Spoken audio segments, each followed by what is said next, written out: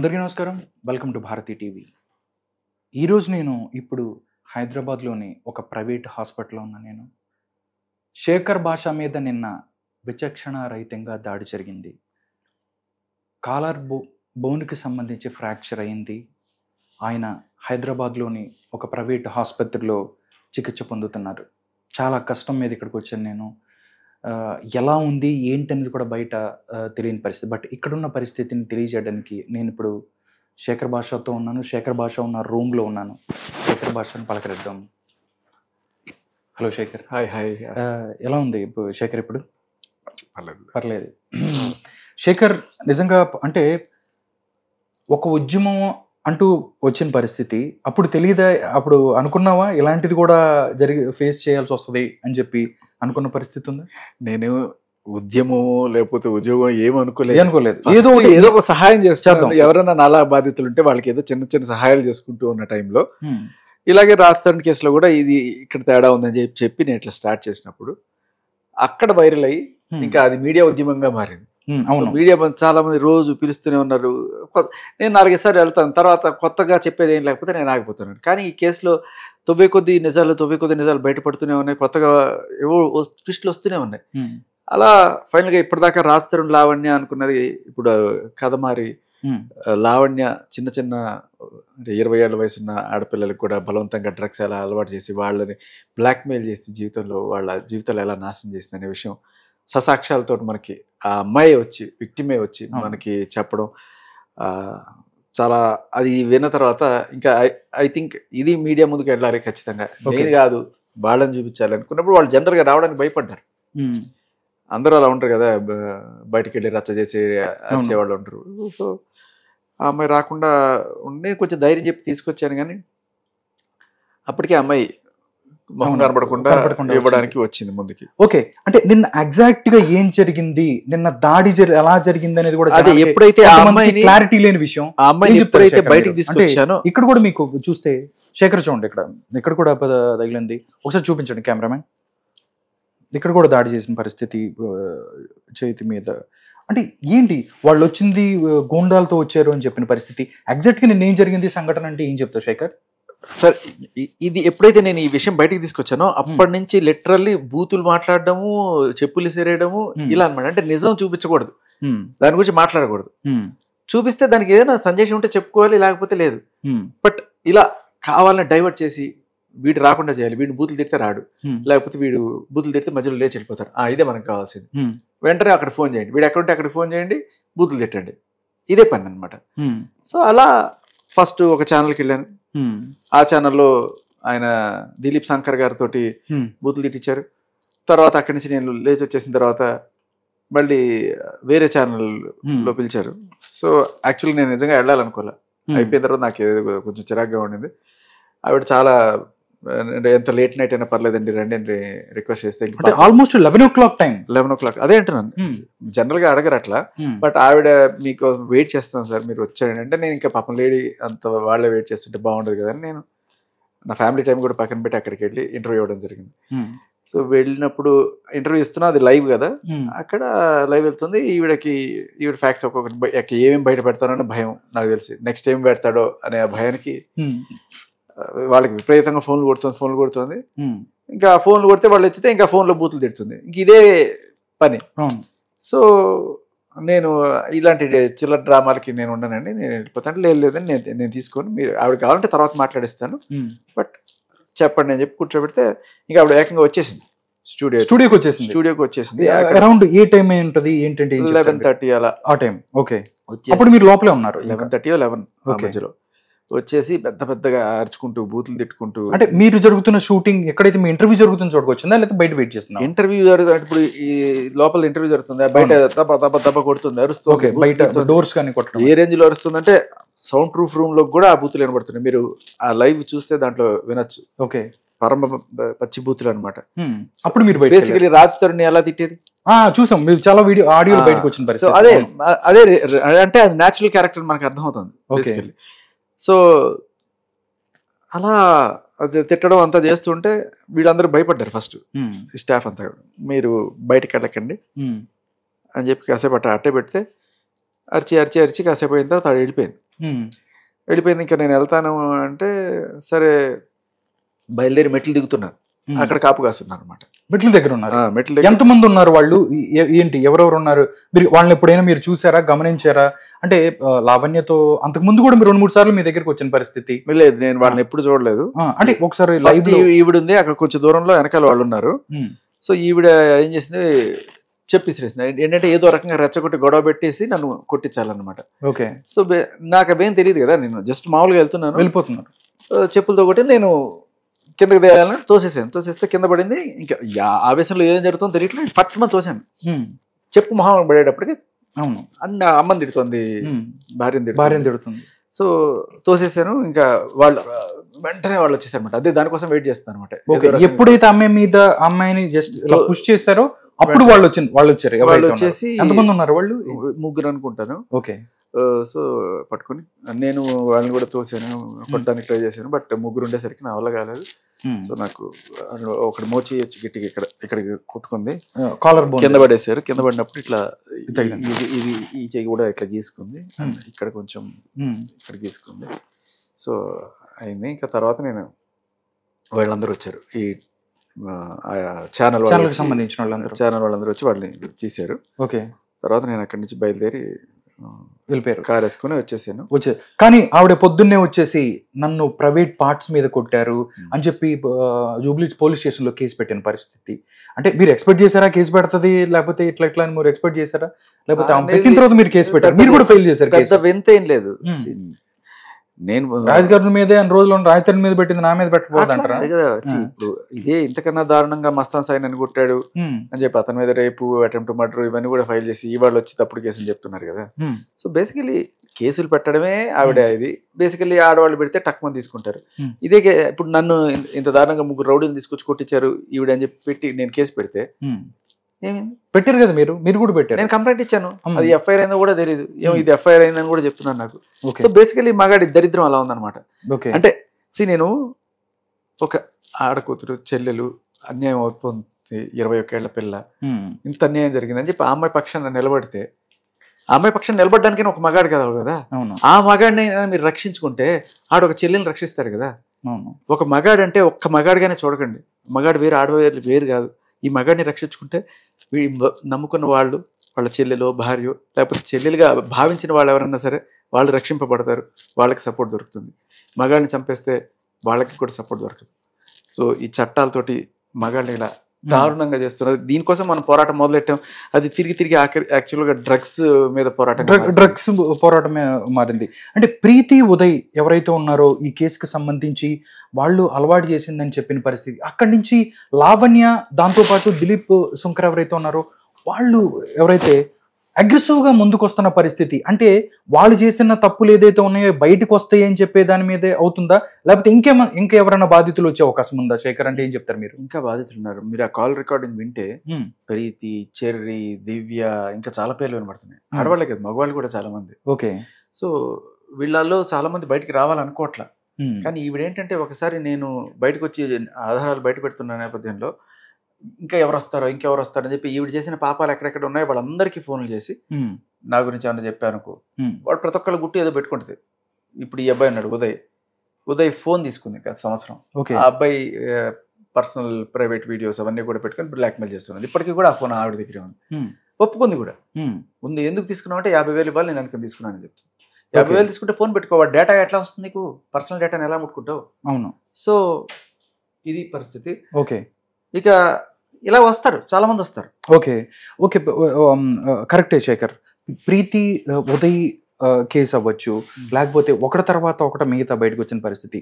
దిలీప్ శంకర్ ఎవరైతే ఉన్నారో అడ్వకేట్, అటువైపు ఉన్న అడ్వకేట్, ఆయన కూడా అంటే ఆయన దుర్భాషలాడటం, లైవ్ లోనే మాట్లాడటం చాలా జరిగిన పరిస్థితి. అంటే ఏం చెప్తారు? ఆయన కావాలనే టార్గెట్ చేస్తున్నాడా?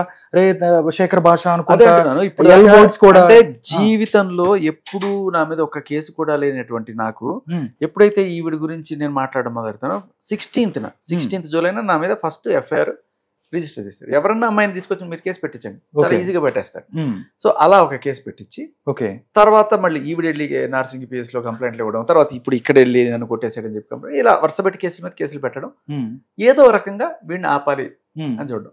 అందులో భాగంగా ఎప్పుడైనా సరే డిబేట్లో ఇప్పుడు ప్రీతి మాట్లాడే పాయింట్ వినాలి, ఆవిడ చెప్పేది వినాలి, ఆవిడకి ఎలా ఈవిడ అలవాటు చేసిందని ఆవిడ చెప్పుకోవడానికి వచ్చింది. బిక్కుమంటూ భయంగా వచ్చిన ఆవిడకి మనం ధైర్యం కల్పించాలా? అవును. సో ధైర్యం కల్పించాలనుకున్నప్పుడు ఆవిడ మాట్లాడుతుంటే వినకుండా చేయడానికి ఈయన ఏదో వచ్చేసి నన్ను బూతులు తిట్టేసి దాన్ని డైవర్ట్ చేయడం, ఆవిడ వచ్చేసి చెప్పులు ఇసిరేసి దాన్ని డైవర్ట్ చేయడం, ఇంకా ఇంట్లో వాళ్ళని నీచంగా మాట్లాడడం, ఇవన్నీ కూడా చేస్తూ ఇంక వాళ్ళకి లేదా తల్లి వీళ్ళకి లేదా తల్లి ఇవన్నీ ఏదేదో మాట్లాడుతుంటారు అనమాట. సో ఒకవేళ నా పర్సనల్ డీటెయిల్స్ గురించే డిస్కషన్ పాయింట్ ఆఫ్ వ్యూ అనుకుంటే, దిలీప్ గారి పర్సనల్ డీటెయిల్స్ కూడా మరి దిలీప్ శంకర ఒకప్పుడు ఏం చేశాడు ఇది చూడండి. ఎయిర్ గన్ తో బెదిరించట. ఆవిడెవరో పాపం OLX లో ఫోన్ కొనుక్కుంటే 50,000 36,000 ఐఫోన్ ఏదో 15,000 తక్కువకి ఇస్తానని చెప్పి 2 రోజులు 3 రోజులు వాడానని చెప్పి ఆవిడని పిలిచి ఫేక్ ఫోన్ అంటగట్టి తిరిగి మళ్ళీ ఎయిర్ గన్ తో ఆవిడ గట్టిగా అడిగితే బెదిరించి ఆవిడని తరిమేస్తే ఆవిడ ఇది ఎఫ్ఐఆర్ అయింది. ఇది ఒకటే కాదు, ఇంకే ఒకప్పుడు ఇదంతా చాలా మంది అసలు అంటే ఈయన చరిత్ర తవ్వుకుంటూ పోతే ఇంకా చాలా చండాలు ఉంది. పవన్ కళ్యాణ్ అని చెప్పి చాలా నైస్గా ఆయన గురించి మాట్లాడి జనసేనకి నేనే ఇది అని చెప్పి మాట్లాడి ఆఖరిన ఆ జనసేన సైనికులనే ఎంత నీచంగా ఎంత దరిద్రంగా డైవర్ట్ చేసి జనాలు చెప్పుతో కొట్టినట్టు ఆయన్ని ఆ జనసేన నుంచి తరిమేయలేదా? అదంతా మనం చూడలేదు. పవన్ కళ్యాణ్ అందుకే పక్కన పెట్టారు అని కూడా ఇలాంటి దరిద్రపు కేసులన్నీ పెట్టుకున్న వాళ్ళు ఎవరు మాత్రం పక్కన పెట్టుకుని చేస్తారు? సో ఇట్లాంటి వాళ్ళు ఇలాంటి ఇది ఒక్కసారి ఇది చూడండి, ఇది బాగా గట్టిగా తీయండి. ఇది ఇక్కడేం రాశారు? Rowdy sheeter Shankara Kalyan. ఇది సో బేసికల్లీ పాయింట్ ఏంటంటే ఇది మాట్లాడుకుందాం, లేదు పాయింట్ మాట్లాడదామా? పాయింట్లో కూడా ఆయన ఏం చెప్తారు, ఒక ఎఫ్ఐఆర్ పట్టుకొచ్చి ఇగో ఈ ఎఫ్ఐఆర్లో వీడి గురించి ఎలా రాశారు కదా, ఇది నేను చూపించి మాట్లాడచ్చు కదా. నేను ఎఫ్ఐఆర్ గురించి మాట్లాడట్లా, నేను ఏదన్నా నా స్వహస్తాలతో అవును నేను ఒక బ్రోతల కంపెనీ నడుపుతున్నాను, అవును నేను గంజాయి నడుపుతున్నాను, అవును నేను దాంతో తిరిగాను, నేను ఎప్పుడన్నా రాసి ఉంటే అది తీసుకొచ్చి చూపించు, ఇదిగో శేఖర్గా నువ్వు రాసావు కదరా ఇది నీకు అగ్నెస్ట్గా ప్రూఫ్ అని. నేను తీసుకొచ్చింది ఎఫ్ఐఆర్ కాదు, ఆవిడ స్వహస్తాలతో సంతకం పెట్టి రాసి ఇచ్చిన కంప్లైంట్. ఆ కంప్లైంట్లో నేను రాయలేదని చాలాసార్లు కొన్నిసార్లు దెబ్బలు తగులున్నప్పుడు ఆవిడ రాయదు, పోలీసులు రాసుకుంటారు, ఇవి సంతకం పెడతారు. మరి దట్ ఈస్ హర్ రెస్పాన్సిబిలిటీ కదా. నేను చూపించింది అవి, అంతేగాని ఎవరైనా తీసుకొచ్చి నా మీద ఎఫ్ఐఆర్ పెట్టచ్చు. ఏమైనా వచ్చి వీడిట అవన్నీ నిజాలు అయిపోవు కదా, అవి ప్రూవ్ అవ్వాలి. రాసిచ్చింది ఎప్పుడు కూడా నువ్వు కాదనలేవు, అది నేను తీసుకొచ్చిన సాక్షి. జనాలను చాలా తెలివిగా కన్ఫ్యూజ్ చేయడానికి ఆయన ఇలాంటి తెలివితేటలు వాడుతున్నాడు. బట్ సో పూర్వాశ్రమంలో ఆయన ఏం చేసేవాడో అవన్నీ కూడా మనం చూస్తున్నాం. ఇలాంటి రౌడీ షీటర్ రికార్డు ఉన్న ఆయన అదే పందాన్ని కొనసాగిస్తున్నాడు. ఎందుకంటే లైవ్ లో కూడా ఏంట్రా, ఏమంటావురా, ఏం చేస్తావురా అని చెప్పి బూతులు మాట్లాడు, లిటరలీ రౌడీజం. నాకు డౌట్ వస్తుంటుంది, అంటే అంత ఇదే చేస్తుంటే ఈవిడ డ్రగ్స్ ఈయనకు కూడా అలవాటు చేసిందా, అంత నిత్యమైన లాంగ్వేజ్ మాట్లాడుతున్నాడు, ఆవిడ భాష ఆయనకు వచ్చేసిందా ఏంటి అని చెప్పి అనిపిస్తుంది. బట్ ఆయన భాష అది యాక్చువల్గా చూస్తే. సో అదే ఆంధ్రాలో తరిమేశారు, ఇక్కడ కూడా తరిమేసేట్ చేసుకుంటాడేమో. ఏదో ఒక రోజు జనాలందరూ కూడా ఆల్రెడీ కింద కామెంట్స్ తిరగబడుతున్నారు, ఇంటికి వచ్చి రాళ్లతో కొట్టేదాకా తెచ్చుకుంటారు. ఓకే, అంటే మస్తాన్ సాయికి సంబంధించిన ఎఫ్ఐఆర్ ఏదో ఒకటి జరిగింది, అంటే 10 సంవత్సరాలు 11 సంవత్సరాలు లివింగ్ లో ఉంది అని చెప్పి ఏదైతే లావణ్య చెప్పిందో, అంటే ఇట్లా లివింగ్ లో ఉంటే వేరే వాళ్ళతో ప్రేమలో ఉండకూడదు అన్నట్టు కూడా ఆయన మాట్లాడుతున్నారు కొన్ని చూసుకుంటే. అంటే ఆ ఎఫ్ఐఆర్ పడితే ఈ అమ్మాయి జీవితాన్ని నిర్ణయించేస్తారని కూడా మాట్లాడిన పరిస్థితి. ఎఫ్ఐఆర్ తో ఎవరు నిర్ణయిస్తున్నారండి? ఈ అమ్మాయి మీద ఎవరన్నా కేసు పెట్టారనుకోండి, ఈ అమ్మాయి మీద వేరే కేసు కూడా ఉంది చెప్తున్నా. ఒక అమ్మాయి ఎవరో మస్తాన్ సాయి బయటకి ఎందుకు రావట్లేదు అనేది కూడా జనాల్లో ఒకటి ఉందండి. అదే చెప్తున్నా, బయటకు వచ్చే అవకాశం ఉందంటే ఈ అమ్మాయి మీద ఒక అమ్మాయి కేసు పెట్టింది ఇక్కడ నార్సింగ్ పీస్ లో. నన్ను బ్లాక్ మెయిల్ చేస్తుంది, నా ఫోటోలు, నా ప్రీతి కాదు, ప్రీతి కాకుండా ప్రీతి ఇప్పుడు పెట్టింది, ఇప్పుడు చాలా రోజుల క్రితమే ఒక అమ్మాయి పెట్టింది. ఆ కేసులో ఒక ఎఫ్ఐఆర్ అయింది, ఆ కేసులో ఆవిడ రాసిన కంప్లైంట్ ఉంది. అది చెప్పి చూపించినప్పుడు లేదు ఈ అమ్మాయి ఫేక్, ఈ అమ్మాయి ఎన్నైనా మాట్లాడు, కానీ నువ్వు రాసిచ్చిన కంప్లైంట్ కదా నేను మాట్లాడేది. నువ్వు నీ మీద 100 మంది కేసులు పెట్టచ్చా, 100 మంది 100 రకాల ఆరోపణలు చేసి దాని గురించి నేను మాట్లాడలే. కానీ నీవు ఒక కంప్లైంట్ నువ్వే రాసినప్పుడు దానికి నువ్వు కట్టుబడి ఉన్నావు కదా, దాని గురించి నేను మాట్లాడుతున్నాను, దాంట్లో నుంచి లాజిక్ మాట్లాడుతాను. జనాలను ఎందుకు కన్ఫ్యూజ్ చేసే ప్రయత్నం చేస్తావు? ఇక మస్తాన్ సాయి అంటావా, మస్తాన్ సాయికి వేరే ఆప్షన్ ఏముంది? ఓకే, ఆయన మీద రేప్ కేసు, ఇప్పుడు నా మీద కేసులు పెట్టినట్టు ఆయన మీద కేసులు పెట్టారు, ఆయన భయపడ్డాడు, నేను భయపడలేదు. నువ్వు పెట్టు, ఎన్ని కేసులు పెట్టారు, అటెంప్ట్ మర్డర్ పెడతావు పెట్టు, జనాలు అందరూ చూస్తున్నారు, అందరికీ తెలుసు ఎందుకు జరుగుతుందో ఏం జరుగుతుందో. కానీ నువ్వే వచ్చి నువ్వే దాడి చేసి నువ్వే కేసు పెట్టి ఓకే. అంత దారుణంగా దరిద్రంగా ఉంది మగాడి. మనం దీనికోసం పోరాడకపోతే రేపు మీ బతుకు అలాగే అవుతుంది. నేను అదే చెప్తున్నాను, మనకి గట్టిగా పోరాట సాధించుకోవాల్సినది ఉంది. దీంట్లో జస్ట్ ఈ డ్రగ్స్ కూడా కొత్తగా వచ్చింది కాబట్టి ఆ చెల్లెలకి సహాయం చేయాలనే ఉద్దేశంతో నేను అలా ఆ మార్గంలో వెళ్ళినా కూడా నా పాయింట్ ఫైనల్గా ఇదే, మగాడు గట్టిగా నిలబడాలి, మగాడి హక్కుల కోసం పోరాడాలి, సాధించుకోవాలి. ఓకే. రాష్ట్రానికి సంబంధించి కూడా ఫ్యామిలీకి సంబంధించి థ్రెట్ ఉంది కూడా అందరూ మాట్లాడుకుంటున్న పరిస్థితి. శేఖర్ రేపు ఇళ్ల మీదకి వెళ్ళి బాధడం, తలుపులు బాధడం అలవాటు అయిపోయింది. మొన్న రాష్ట్రం ఇంటి మీదకి వెళ్ళి బాధింది, నిన్న ఈ స్టూడియోకి వచ్చి తలుపులు బాధింది. బేసికలీ రోజు ఎవడో ఇంటి మీదకి వెళ్ళి దబా దబా బాధితే 4 బూతులు తిడితే ఆవిడకి ప్రశాంతంగా నిద్ర వస్తుంది. ఓకే, అది ఆవిడ చేసే పని. ఇలాంటి వాళ్ళని అలా జనాల మీదకి వదిలేసి వాళ్ళు చేసే అరాచకాలన్నింటినీ కూడా అదేదో అద్భుతాలు చేస్తున్నట్టుగా మీడియా చిత్రీకరించుకుంటూ వాళ్ళని కూర్చోబెట్టి అమ్మ చెప్పండి మీరు ఏమనుకుంటున్నారు అని చెప్పి చూపించే మీడియాకి నిజంగా ఓకే ఏమన్నా అర్థం కావట్లేదు. ఓకేనండి. అంటే ఎలా ఉండబోతుంది శేఖర్ ఈ రోజు నుంచి? ఇక్కడ కూడా ఆగేటట్టు కనిపించలేదు, అటువైపు నుంచి కూడా ఆగట్లేదు. ఎందుకంటే మీరు కూడా నా వైపు న్యాయం ఉంది కాబట్టి నేను నిజం మాట్లాడాలి. ఇప్పుడు వాళ్ళు ఏం చేస్తున్నారు, ఏదో ఎక్కడో మీటింగ్ పెట్టుకుంటారు, ఎవడన్నా ఎవడు ఉంటాడు కదా వాళ్ళు సరే భజన చేసే బ్యాచ్ ఎవరో ఆ మీడియా వాళ్ళు కూర్చోబెట్టుకుంటారు. కూర్చోబెట్టుకు చెప్పండి శేఖర్ భాషను తిట్టాడు, వాడు తిట్టుకుంటూ ఉంటాడు, వాడికి ఇంకా ఏం ఉండదు అనమాట. నేను అలా కాదు కదా, నేను ఒక సాక్ష్యమో లేకపోతే ఒక పాయింటో ఉంటే నేను వచ్చి మాట్లాడతాను, క్లియర్ కట్గా అదే మాట్లాడతాను, దానికి సమాధానం చెప్పమనండి. అంతేగాని నువ్వు మాట్లాడడమే మాట్లాడకూడదు, నీకు వాక్ స్వాతంత్రపు హక్కు లేదు, నువ్వు నేను అది కూడా నేను నీలాగా బూతులు తిడుతున్నానా, నేను పాయింట్ మాట్లాడుతున్నాను. చివరిగా శేఖర్ ఏం చెప్పాలనుకుంటున్నావు? అంటే హ్యాపీగా ఏంటి షో చేసుకుంటూ నీ పాటలు, నువ్వు, నీ సాహిత్యం ఏదో అట్లా వెళ్ళుకుంటున్న శేఖర్ ఇన్ని కష్టాలు వచ్చినాయి. ఇంటి వైపు నుంచి ఎలా ఉంటుంది, ఇంట్లో వైపు అంటే ఇంట్లో వాళ్ళని తిడుతున్నారు, భార్యను తిడుతున్నారు, హ్యాపీగా ఎందుకు శేఖర్ నీకు ఇది హ్యాపీగా ఇంట్లో ఎక్కడో ఉండదు, మానేసి ఉండొచ్చు కదా? అంటే నేను అడుగుదాం అనుకున్నా ఇప్పుడు, ఎందుకంటే ఎప్పటి నుంచి నాకు 20 years నుంచి తెలుసు, నేను అడుగుదాం ఉన్నా ఎందుకు శేఖర్ నీకు ఇది 20 ఏళ్ళ నుంచి ఒకటే పని చేసి బోరు కొట్టింది. Point number 1. ఇంకోటి ఏంటంటే బాగా బతికా, నువ్వు చెప్పినట్టు హాయిగా ఆడుతూ పాడుతూ పాటలు కవితలు అంత బాగుంది, ఎంజాయ్ చేశాను.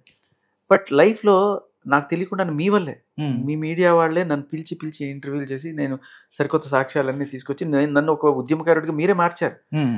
ఏదైనా సరే ఒక మంచి అవకాశం వచ్చింది జీవితంలో ఏమైనా చేయడానికి. ఎన్నాళ్ళు తింటాం పోతాం, ఏదో ఒక రోజున బతుకుతాం, పిల్లలకి అంటాం, కానీ ఒకటి చేయడానికి వచ్చింది కదా. అది కూడా నేను నిజంగా ఇది దేశ సేవ అని కూడా ఏదో చెప్పట్లా, మనిషికి సేవ. మనుషులు అందరూ కూడా ఇప్పుడు నా దగ్గరికి ఇట్లాంటి 10 మంది 15 మంది వస్తారు, వీళ్ళందరికీ నాకు తెలిసిన సాయం చేయొచ్చు, నా టైం తక్కువైపోతుంటుంది. ఇలా కాదు, చట్టాన్నే మార్చగలిగితే, ఒక 498A మార్చగలిగితే, ఒక 493 మార్చగలిగితే, ఒక 69 BNS, ఒక 68 ఇవి కనుక మనం మార్చగలిగితే వేల మందికి లక్షల మందికి సాయం చేసినట్టు మనం. సో ఈ పోరాటంలో నాకు మీరు కల్పించిన ఒక అద్భుతమైన అవకాశం, మీకు ఎందుకు నేను నచ్చానో మరి మొత్తానికి చేస్తున్న ఇంటర్వ్యూల వల్ల నాకు కొంతమంది సపోర్టర్స్ కనుక వచ్చారు. ఏదో ఒక రోజు అందరి సపోర్టర్స్ తోటి నేను నిజంగా మనస్ఫూర్తిగా చెప్తాను కదా, ఢిల్లీకి వెళ్ళి కూర్చొని ఒక ధర్నా చేసి మార్చి మగాళ్ళ హక్కుల కోసం నిలబడి ఆ రోజున ఏదన్నా జీవితంలో ఒక చట్టం మార్చేసిన తర్వాత నేను మళ్ళీ వచ్చేస్తా, మళ్ళీ నాకేమో దాన్ని మర్చిపోతా, నా షోస్ చేసుకుంటూ నా ఫ్యామిలీతోనే ఉంటా, అదొక్కటి చేస్తా. జీవితంలో పుట్టిన దానికి ఏదో ఒకటి చేసిన తృప్తి. ఓకే, తప్పకుండా శేఖర్, నువ్వు తొందరగా కోలుకోవాలని చెప్పుకుంటున్నాను. నువ్వు ముందుకెళ్ళాలి, ఏదైతే నువ్వు అనుకుంటుందో సాధించాలని కోరుకుంటున్నాను. ఇది పరిస్థితి. అంటే ఆయన ఏం చెప్తున్నారు, హ్యాపీగా ఒక షో చేసుకుంటూ ఎక్కడ మంచి పాటలు వినుకుంటూ జోకులు వేసుకుంటూ ఉండే శేఖర్ నిజంగా అంటే ఒకళ్ళు మీరే నన్ను ఇలా ముందుకు తీసుకొచ్చారు, మీరే సపోర్ట్ చేశారు, ఒకదానికి మాట్లాడుకుంటూ ముందుకు వచ్చిన పరిస్థితి. దీన్ని ఇలా కంటిన్యూ చేస్తాను. ఎవరైతే మగవాళ్ళు ఎవరైతే ఉన్నారో వాళ్ళకి సంబంధించి, ఎవరైతే ఆడవాళ్ళకి వాళ్ళ యొక్క రక్షణ కోసం కల్పించిన చట్టాలు ఏదైతే ఉన్నాయో వాళ్ళని మిస్యూజ్ చేసుకొని మగవాళ్ళని ఇబ్బంది పెడుతున్నారు, ఇది మారాలి. ఇక్కడ దీనికి సంబంధించే నేను ఇక్కడే కాదు ఢిల్లీ వరకని వెళ్తాను, దానికి సంబంధించి ధర్నా చేసి నా ఈ సమస్యలని ఏదైతే న్యాయస్థానాలకు అవ్వచ్చు లేకపోతే ప్రభుత్వాలకి తెలియజేస్తాను అని చెప్తున్నారు. నిజంగా ఇప్పుడైతే దీనికి సంబంధించి ఇక్కడతో ఇది ఆగేలా లేదు. అంటే అటువైపు నుంచి కౌంటరు రీకౌంటరు ఇలా కాకపోతే మాత్రం, కానీ ఒక్కసారి ఆలోచన చెయ్యాలి. అంటే చాలామంది కూడా అన్నారు ఎన్ని రోజులు ఇలాగ సాగదీస్తూ వెళ్ళటం కాదు, నిజం తన వైపు ఉందని వీళ్ళంటే నా వైపు ఉందని చెప్పి మాట్లాడుకుంటాను. ఒక్క విషయం చెప్తాను, ఇవాళ ఫ్రెండ్షిప్ డే ఇలా హాస్పిటల్లో ఉన్నా కూడా పాపం మీరందరూ మీ పనులను మార్చుకుని సండే రోజు కూడా నా కోసం ఇంత దూరం వచ్చి నిజమైన ఫ్రెండ్స్ లా నిలబడ్డారు. Thank you so much.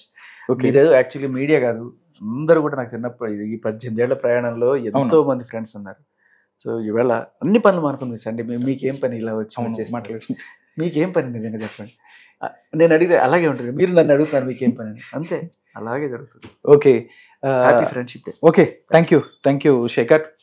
అది పరిస్థితి. శేఖర్ అయితే ముందుకెళ్తానని చెప్తున్నాడు. చూద్దాం శేఖర్ ఉద్యమం ఏదైతే ఉందో మగవాళ్ళ కోసం చేస్తుందా, ఇది ఒక పోరాటం అనొచ్చు, లేకపోతే ఒక సహాయం అనొచ్చు.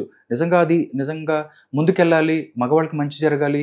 ఎవరైతే చట్టాలని వాళ్ళ కోసం ఉంచిన చట్టాలని పక్కదావు పట్టిస్తున్నారో, వాళ్ళ స్వార్థాలకు వాడుకుంటున్నారో వాళ్ళందరూ కూడా ఈ విషయాన్ని గ్రహించాలని కోరుకుంటున్నాం.